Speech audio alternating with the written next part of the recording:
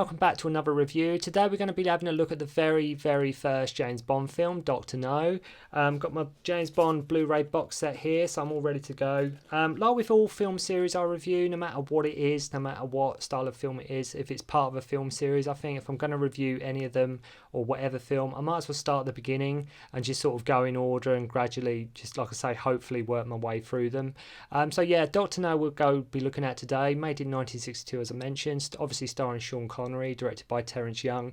Although not the first book that Ian Fleming wrote, this was the first one adapted, and although receiving like mixed reviews when it initially released, it is now regarded to be one of, if not the best Bond films, isn't it? Like, I mean, isn't it meant to be like the Bond film? Don't I think a lot of Bond fans like view this as the ultimate Bond film. And I will just get out there as well, like I mentioned in my Star Trek the motion picture review, I'm not necessarily a Bond complete nerd or anything. I enjoy the Bond films like I enjoy the Star Trek movies, but it's not necessarily I'm a complete and utter geek for it, but I just enjoy the movies for what they are.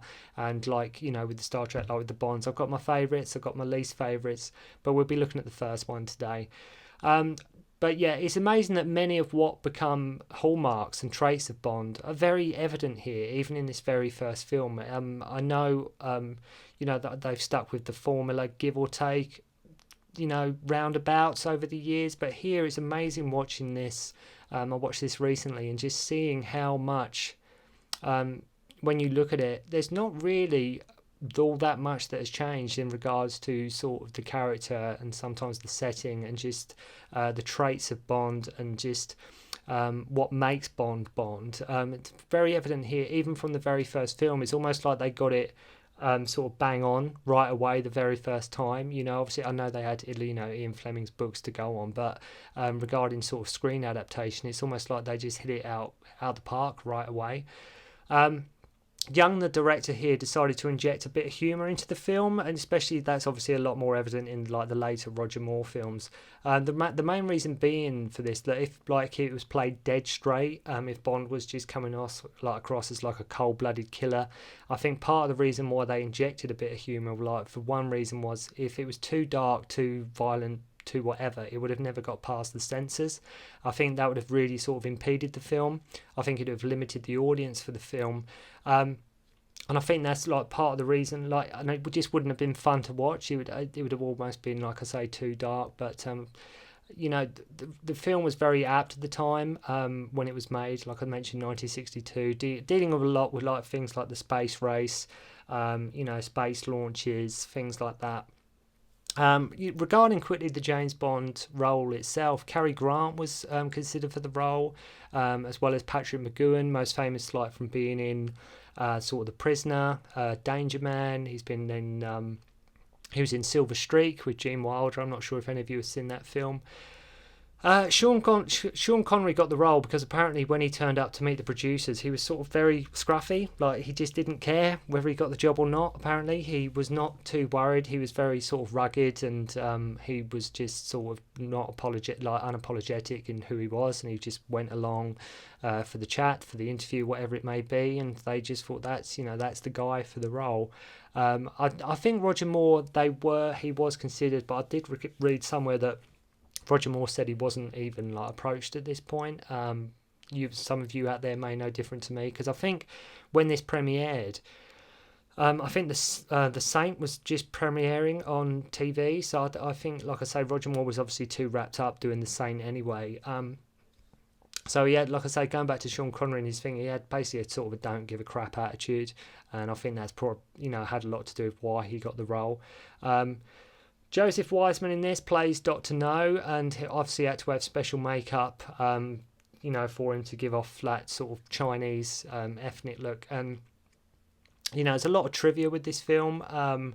Like Ursula Andress's lines, they had to be redubbed because of her thick accent. And actually, Anthony Dawson, who plays Dent in this film, he actually played the body of Blofeld from Russia with Love and Thunderball. Obviously, he was overdubbed but I think he was sort of like the body double. Again, if anybody out there wants to correct me, please do. I'm not saying I'm always, I'm 100% right.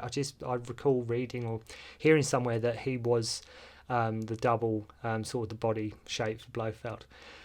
And also another trivia point of this, at one point, when at the very near the end in Doctor No's lair, Bond spots like a portrait or painting of the Duke of Wellington, and I believe in real life that was actually stolen at one point, I think, from a elderly thief. I think it went on. It had been stolen recently, and I think that was just sort of in joke to say, like, Doctor No actually stole it. Just a little sort of in joke that the filmmakers had, like sort of homage to that. So the film starts with that classic looking down, the barrel of the gun as Bond walks across the screen, the thing that they haven't, that's been a trait and hallmark of Bond ever since the very beginning. Even though in this film he is when he fires his gun, he is slightly off centre. He is slightly off centre if you watch it. Like in the circle, Bond is slightly to one side. It just isn't exactly dead centre. Just a little thing I picked up on. You get that classic Bond theme right away, which would become forever linked with the character and the sort of stylised main sequence that we come to remember from Bond. Then we cut to this guy called Strangways, who's sort of playing bridge, and he's like MI6 chief in Jamaica, basically. He gets shot, somebody always does, usually, within the first 5 minutes of a Bond film. And some guys take this folder from his house, and it's like a Dr. No folder. So it's obviously evidence on Dr. No. So he's been shot. They get the folder on Dr. No, and during his secretary is sort of doing a transmission, and she gets killed as well. So they've got interrupted mid communication. He's been killed, and that's sort of the plot start for where we're going here. We then cut to a casino where we see we get the classic line of Bond where it's Sylvia Trench, and she's like, "What's your name?" and he lights his cigarette, and he says the infamous line that has become part of cinematic history, and it's become so infamous in just how it's said, and just how well it just that scene alone.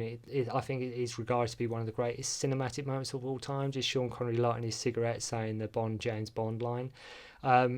Infamous scene in film history there. It's amazing watching that scene, as I say, how many times we've seen that type of thing again and again in other Bonds, the casino, the gambling, being all smart, elegant, just everything that you come to associate with the character, because obviously if they strayed too much, it just wouldn't be Bond. And I think, like with any film franchise, they have to be really careful. Like so many franchises do, they end up alienating their fan base. They can really sort of, if they change things too much, change is always good, but when you change it and it's nothing at all what built it up in the first place, then you run the risk you're going to lose a lot of fans in the process. Like, you really are. There's numerous series and films that have come out where it's like, this is nothing at all like what this is meant to be. But you probably know some of the franchises I'm talking about. So we get the infamous, like I say, just the Bond locales, the Bond, just the Bond demeanour. So the Americans are getting interference with their sort of rockets launches, and they think the source is coming from Jamaica, and they've sent Felix from the CIA out there already to investigate. M tells Bond to switch his gun from a Beretta to a Wolf PPK. He then sleeps with Sylvia Trench, who he met at the casino, and this woman who plays Sylvia Trench, and I've forgotten her name, and I do remember it, but I've completely forgotten her name. For some reason, she never lowers her right eyebrow. If you watch the scene when she's about to kiss Bond, when he comes home and she's sort of there, her right eyebrow doesn't go down. It's permanently up. Once in Jamaica, Bond meets Felix and a local fisherman called Quarrel, who's sort of helping Felix with his inquiries. Strangways and Quarrel were investigating to see where the interference was coming from, and the only place they haven't checked thoroughly is Crab Key, which is a mysterious island run by Dr. No. Now you'd think, we've checked everywhere, we can't figure out, where the source, like the interference, is coming from. The only place we haven't checked is that pesky island run by Dr. No. So, it might have been a bit not obvious, but you'd think put two and two together, that could be maybe where the interference is coming from. That could be our guy. So they haven't checked Crab Key, like I say, which is a mysterious island. Strangways brought some rock samples back from Crab Key, who he has his friend Dent, who's a geologist, to like investigate like these samples that he got. Although he says they're harmless, Bond finds out that the samples were in fact radioactive, so he sort of figures that Dent is lying. Obviously Dent works for Dr. No, as it gets revealed, and so he goes to Dr. No, and he's like, look, you know, he's getting closer and closer. He's suspicious of the samples. He's getting, you know, he knows sort of maybe what's going on. So Dr. No decides to put on the desk a spider, and like this is how he wants him to get rid of Bond. Like, you know, there's a spider on the desk, pick it up, use that to get rid of Bond. And then you cut to the scene with Bond asleep, and there's a spider in his room. It's never explained how Dent actually got the spider in there. I mean, you're putting a lot of trust in this spider. I mean, if you think, I mean, say the spider's not up for biting, or say just he's not in the mood, or say like he puts it in the room, the spider just wants to have a sleep. I don't know. But it's Bond, isn't it? Do you know what I mean? It just comes, whether it's snakes or crocodiles or whatever, alligators, whatever it may be. There's got all sharks, you know the drill. So it's killer spider. I think in the book it was actually like a centipede or something like that, I believe. But in this film it's a spider. But it's crawling up his arm, and then poor spider, like James just smashes it to death repeatedly, again and again with his shoe. So the spider didn't have a good run in this film. You know, he was probably just chilling, and then he thought, oh no, I've got to assassinate somebody for Dr. No. He didn't want to do that. He was quite happy. But anyway, spider meets his maker, unfortunately. Smashed to death with Bond's shoe. Then Bond befriends Miss Tarot, I think her name was Tarot, who is like a double agent working for Dr. No. She was working at Government House, but she's actually working for Dr. No, so she's like a double agent. She lures Bond up to her place to sort of, obviously the spider thing didn't work, so she lures him up to her place, and sort of, he was meant to be sort of ambushed along the way. That didn't work, but he ends up reaching her. She's like, I don't know how he got here, so she phones Dr. No. It's like, right, I'll keep him here for a while. So Bond's wise to this, sort of has his fun with her, as James Bond would, and then he gets her escorted away, and just waits basically to be ambushed. Dent comes in again, and Bond kills him basically. So Dent's trying to make up for not doing it the first time. Bond kills him basically in cold blood this time. Like the first time we get to see that sort of cold-blooded side of Bond. I mean, all right, we just seen him smash a spider to death, but here we actually see him kill somebody, just like I say, in cold blood. Regarding that plan though, how Dent didn't know she was still in bed. I mean, because Bond sets it up like everything's still in bed. He puts 2 wine glasses there, as though like they're still just in bed, relaxing, sleeping and everything. I mean, did she say, oh, by the way, if we're in bed, I'll make sure I'm out of it or something? Because how did he know that she may not have been in bed, and that like he accidentally killed her as well, like who was helping work for Dr. No, because he puts like some, like I say, the pillows underneath the bed to make it look like somebody's asleep. Would he have just, like I say, would he have just killed her too? So then Bond and Quarrel go to Crab Key. Quarrel's like, no, I don't want to go, but I'll be here at 7 a.m. So Quarrel agrees to go. And then they get there, then we have the infamous Ursula Andress scene, playing Honey Rider, and then she explains like her dad disappeared at Crab Key. Like he just like completely vanished or something at Crab Key. So why she wants to go back, why she's there doing like looking for shells, I know like she says the shells make a lot of money, but you know, if somebody vanished in mysterious circumstances, I suppose you would go and investigate, wouldn't you? I suppose, but yeah. So we get the infamous coming out of the ocean. You know, that another thing with cinema that's, you know, went to be one of the classic pieces of you know, film. Dr. No is this sort of tank, like sort of that patrols the islands, that a lot of people think is sort of a dragon, but it's not. I say it's just a tank that just spurts out fire. This burns Quarrel to death, so Quarrel gets burnt alive basically, but they spare Honey and James. I mean, why Quarrel was fair game but Honey Rider isn't, I don't know. I mean, why? why couldn't they just burn them all? But no, Quarrel has to die. Then they go into the lair. They have a good scrub down because of contamination. They get cigars, they get food, they get a change of clothes, they get their own personal room. So they're going for like facing death to like this mini little like break holiday. Going there, it's all sophisticated. It's all, you know, well looked after. Then there's this coffee that they both end up drinking, which turns out to be drugged. So that makes them both pass out. Then for some reason, James randomly wakes up in bed, so I guess they must have moved him and put him in bed. I don't know. So yeah, it's all very civilized. And then we got to meet Dr. No. There's a wonderful scene actually when they do go to meet Dr. No on the walk down there. Honey Rider's like sort of holding James Bond's hand. She says, "You're sweating," and he says, "Of course I'm sweating, I'm scared." So little things like that do ground the character of James Bond. Like even then, they weren't making him. Obviously, James Bond now is very sort of the Daniel Craig, very sort of an emotional guy. Even there, although the like physically the emotion wasn't there, it's little lines of dialogue like that that do think, oh, they were still trying to convey that this character does feel fear and he does get scared and he sometimes it is a bit out of his depth, even though you know he's always going to win. But you do need to convey that sense of sort of fear, otherwise there's just no, the audience doesn't feel it either. So we learned that Dr. No basically worked for a Chinese crime syndicate. He stole all their money, set up operations there, is working for Spectre, and he's sort of doing this sort of interference thing with the space shuttle rocket program to sort of demonstrate Spectre's power, basically, is what he's doing.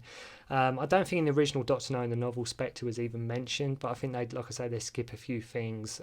You'd add and take out certain things, because I don't think any one of the films follows the plot completely exactly 100%. I think maybe some do more than others. The scene after it, I mean, when Bond sort of goes to sort of this cell and he escapes through the vent, it very much reminds me of sort of the end of Empire Strikes Back or Die Hard. Just again, anytime the main character's crawling through events or, you know, a vent, it just takes you back. That's just like the end of Empire, where Luke's sort of crawling through the vents and things like that, or Die Hard. And basically, Bond overloads the reactor, Dr. No falls into the nuclear pool, Honey is chained up, Bond saves her, base blows up, and then Felix comes along with the Navy and picks the pair of them up. That's the end of Dr. No. Nothing else to be said.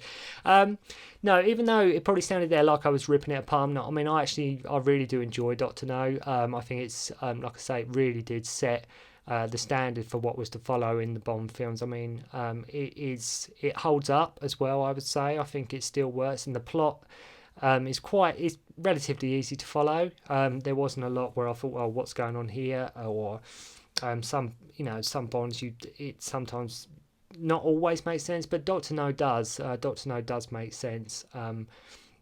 In many ways, there's probably loads I left out of this film, but I will try, if there's a call for it, try and get through all the Bonds. But I thought I'd start with Dr. No, and it's always, I've got a few to get through, but it's always, with any franchise, with any series of films, it's always best watching where it started. And if you haven't seen Dr. No, check it out. Hope you enjoyed the review. Thanks for watching, and hopefully I'll see you again soon.